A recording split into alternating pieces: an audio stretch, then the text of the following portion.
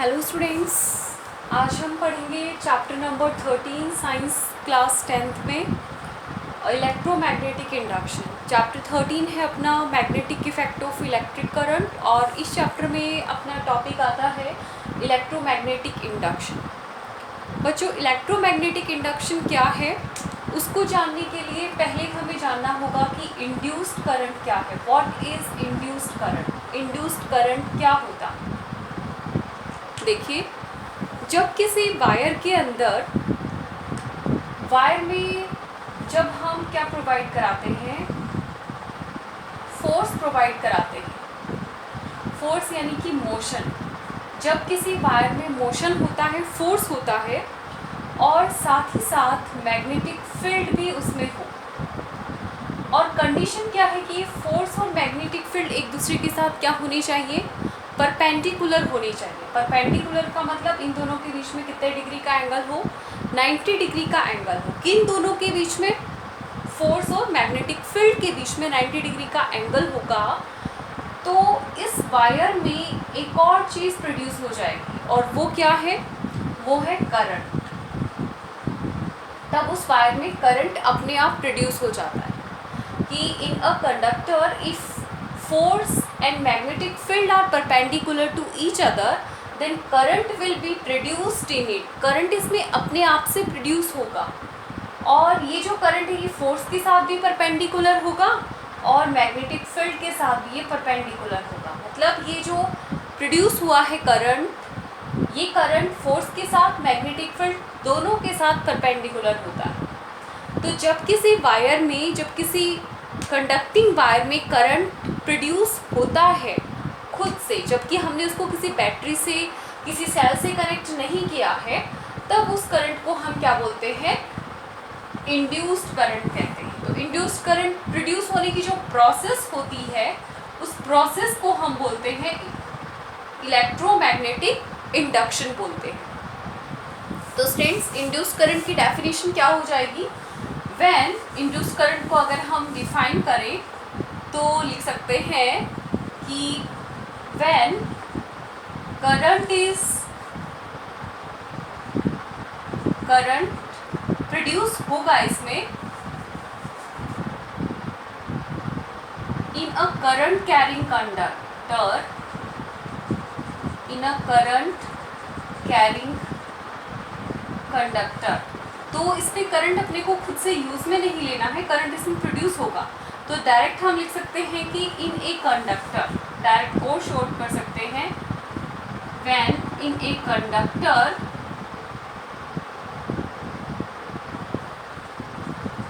क्या क्या दो चीजें हमने प्रोवाइड कराई? Force and magnetic field are perpendicular to each other. Perpendicular होनी चाहिए magnetic field and force. Then current will produce in it, then current will produced in this wire, current will be produced in this wire और this current is called, इस current को ही हम क्या बोलेंगे? This current is called induced current. इस current को ही हम क्या बोलते हैं? इंड्यूस्ड करंट कहते हैं। इस करंट को हम इंड्यूस्ड करंट बोलेंगे और ये जो प्रोसेस होती है करंट प्रोड्यूस करने की, जो प्रोसेस है, उस प्रोसेस को हम बोलेंगे electromagnetic induction. The process of inducing current is known as electromagnetic induction. अब ये जो इलेक्ट्रोमैग्नेटिक इंडक्शन की प्रोसेस होती है, इसको प्रोड्यूस करने के अपने पास 3 मेथड हैं।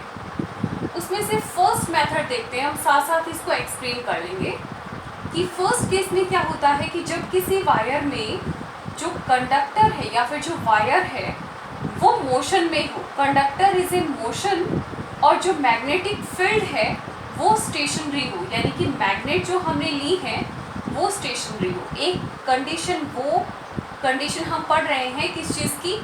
इलेक्ट्रोमैग्नेटिक इंडक्शन प्रोड्यूस करने का एक मेथड हम पढ़ रहे हैं, एक प्रोसेस पढ़ रहे हैं जिसमें वायर को तो मोशन में रखा जाता है बट जो मैग्नेट होती है उनको हम स्टेशनरी रखते हैं। इसके लिए 2 मैग्नेट लेते हैं और एक मैग्नेट का नॉर्थ पोल इधर रखेंगे, दूसरे मैग्नेट का साउथ पोल उसके सामने रखेंगे, तो मैग्नेटिक फील्ड लाइंस बन जाएंगी north pole to south pole direction में यूनिफॉर्म मैग्नेटिक फील्ड लाइंस बनेंगी, इसमें प्रॉपर गैप के साथ और पैरेलल लाइंस बनेंगी। अब देखिए जो मैग्नेट है उनको हमें मोशन में नहीं रखना, यानी कि एक जगह हमने इसको स्टेशनरी रख दिया है।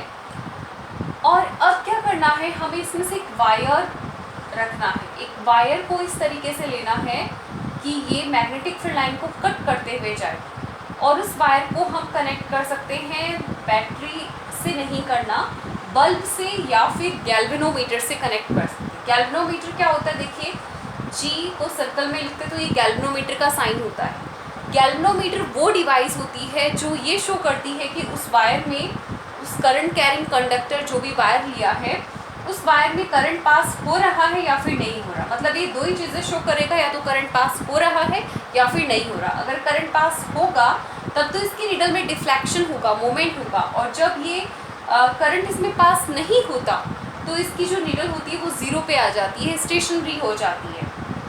तो हम इजीली समझने के लिए इसको हमने बल्ब से कनेक्ट कर लिया। अब ये जो वायर हमने इसमें यूज़ लिया है, इस वायर को हमें मैग्नेट के बीच से एक बार तो ऊपर मूव करना है और एक बार नीचे मूव करना है, यानी कि अपवर्ड डाउनवर्ड मूव अपने को करते रहना।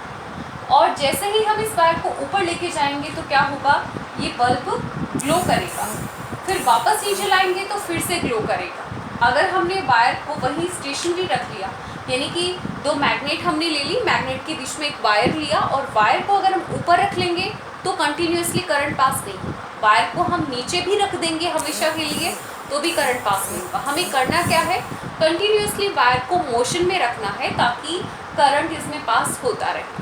तो ऐसा क्यों हुआ, क्योंकि जैसे ये जो मैग्नेटिक फील्ड लाइंस थी इसमें परपेंडिकुलरली क्या हुआ, फोर्स दिया गया, तो करंट भी इसमें अपने आप प्रोड्यूस हो गया, तो इंड्यूस्ड हुआ है करंट, इसलिए ये इलेक्ट्रोमैग्नेटिक इंडक्शन की एक प्रोसेस है। जब हमने वायर को तो मोशन में रखा और जो मैग्नेट थी उसको स्टेशनरी रखा।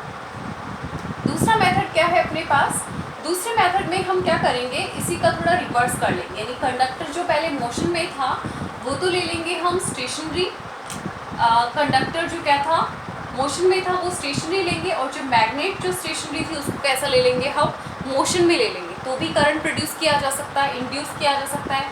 इसके लिए हमें क्या करना है, इसके लिए एक कॉइल लेनी है, यानी एक वायर को हमें कई बार टर्न करना है इस तरीके से, और इस कॉइल को किससे कनेक्ट करना है, इससे भी हम एक बल्ब से या गैल्वेनोमीटर से कनेक्ट कर सकते हैं ताकि अपने को करंट के पास होने ना होने का पता चलता रहे। तो इसके लिए हम क्या करेंगे, एक मैग्नेट तो हमने मतलब कॉइल ले ली है, वायर लिया है और एक बल्ब लिया है। बल्ब की जगह हम गैल्वेनोमीटर भी ले सकते हैं, ये चेक करने के लिए कि करंट इज पासिंग और not.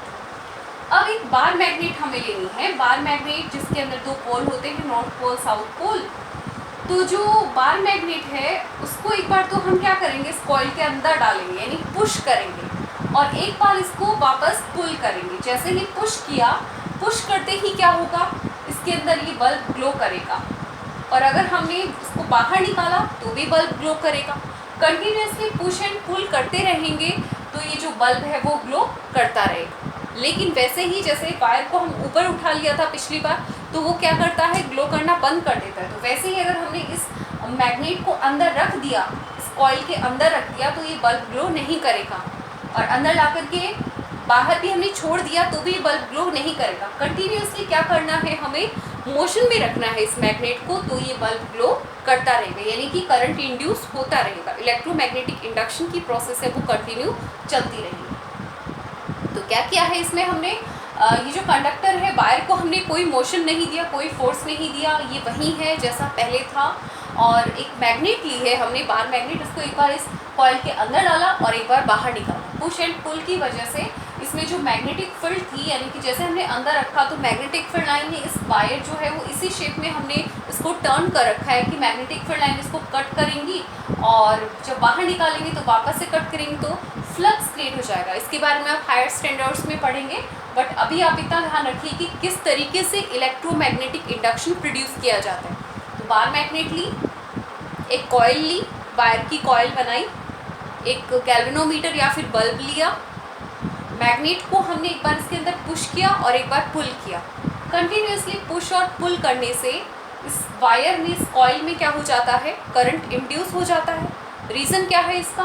Because there is force and magnetic field are perpendicular to each other, so current will be induced in this wire by the process of electromagnetic induction. Okay, अब third जो है वो थोड़ा सा interesting है और भी अलग है इस मेथड में, इलेक्ट्रोमैग्नेटिक इंडक्शन में।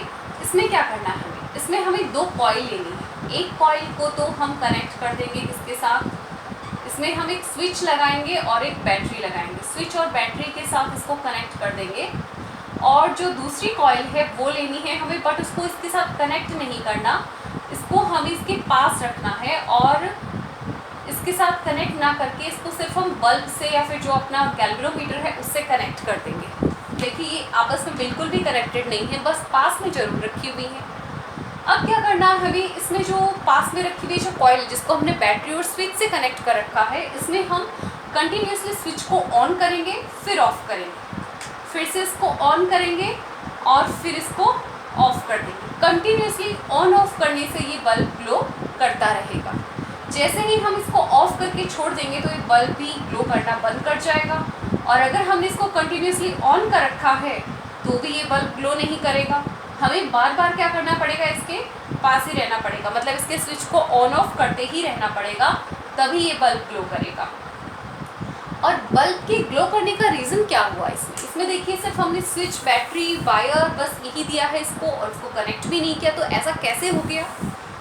देखिए चैप्टर का नेम क्या है, magnetic effect of electric current. यानी कि जब किसी वायर में करंट पास होता है तो वो वायर किसकी तरह बिहेव करने लग जाता है, वो मैग्नेट की तरह बिहेव करने लग जाता है। तो जैसे ही हमने इसमें स्विच ऑन किया तो इसके आसपास मैग्नेटिक फील्ड प्रोड्यूस हो गया। और ये जो कॉइल है वो कहाँ रखी हुई है, इस कॉइल के मैग्नेटिक फील्ड में रखी हुई है, ज़्यादा दूर नहीं रखा हमने, ज़्यादा दूर रखेंगे तो ये प्रोसेस नहीं हो पाएगी। इस वायर में जैसे ही मैग्नेटिक इफेक्ट प्रोड्यूस होता है तो ये जो कॉइल रखा है इसमें भी मैग्नेटिक फील्ड में आ जाएगा ये। फिर ऑफ करेंगे तो मैग्नेटिक फील्ड हट जाएगा, फिर ऑन करेंगे फिर मैग्नेटिक फील्ड आ जाएगा। तो जैसे हम बार मैग्नेट को पुश और पुल कर रहे थे तो एक बार उसमें मैग्नेटिक फील्ड क्रिएट हो रहा था, एक बार हट रहा था, एक बार क्रिएट हो रहा था, एक बार हट रहा था। तो वैसा ही यहाँ पर है कि मैग्नेटिक फील्ड में चेंज हो रहा है, बार बार मैग्नेटिक फील्ड में चेंज होने की वजह से इसमें करंट प्रोड्यूस हो गया है। तो इस तरीके से तीन मेथड से हम क्या कर सकते हैं, करंट को इंड्यूस कर सकते हैं। फर्स्ट मेथड कौन सा था, जब हमने वायर को स्टेशनरी रखा, उसको आप एक अपने घर पे भी एक्सपेरिमेंट कर सकते हैं कि एक होर्शू मैग्नेट लेंगे और एक छोटा सा वायर लेंगे, वायर को एक छोटे से बल्ब से कनेक्ट करेंगे और उस बल्ब और वायर को होर्शू मैग्नेट के बीच में से बार बार अप एंड डाउन मूव करना है। अप एंड डाउन मूव करने से क्या होगा, आपका जो बल्ब है, आप सामने की तरफ बल्ब लगा लीजिए और वायर है उसके पीछे होगा और होर्शू मैग्नेट के अंदर दोनों पोल्स इस तरीके से होते हैं और मैग्नेटिक फील्ड लाइंस अपने आप बन जाएंगी ये नॉर्थ से साउथ की तरफ। तो मैग्नेटिक फील्ड लाइंस को कट करते हुए ये वायर बार बार हम मूव करवाएंगे तो ये जो बल्ब है आपका, ये बल्ब ग्लो करना स्टार्ट कर देगा। तो इससे ये शो हो जाएगा कि जब वायर मोशन में होता है तो उसमें क्या प्रोड्यूस होता है, करंट प्रोड्यूस होता है if it is pass through magnetic field up and down, मतलब परपेंडिकुलरली जब ये मैग्नेटिक फील्ड इसमें प्रोड्यूस होता है और ये मोशन में होता है तब क्या करता है, ये करंट प्रोड्यूस करता है। और जो दूसरा मेथड था उसमें क्या किया हमने, एक कॉइल ली, वायर को कॉइल शेप में टर्न किया और उसको गैल्वेनोमीटर या बल्ब से कनेक्ट किया। उसके अंदर हमने क्या करना है कि बार जो मैग्नेट है उसको बार मैग्नेट को एक बार पुश करना है और एक बार पुल करना है, बार बार इस प्रोसेस को कंटिन्यू करेंगे तो उसमें भी करंट पास होगा। और जो थर्ड मेथड है इसमें क्या किया हमने, दो कॉइल ली है, 2 coils are taken and in one coil wire, battery and switch is used and in another coil only bulb or galvanometer is used. If we switch on and off regularly in one coil, then in another coil current will be produced automatically on self. इसमें current produce हो जाएगा, but condition is there, we have to continuously switch on and off this coil. So इस तरीके से हम electromagnetic induction create कर सकते हैं, यानी कि करंट को इंड्यूस कर सकते हैं।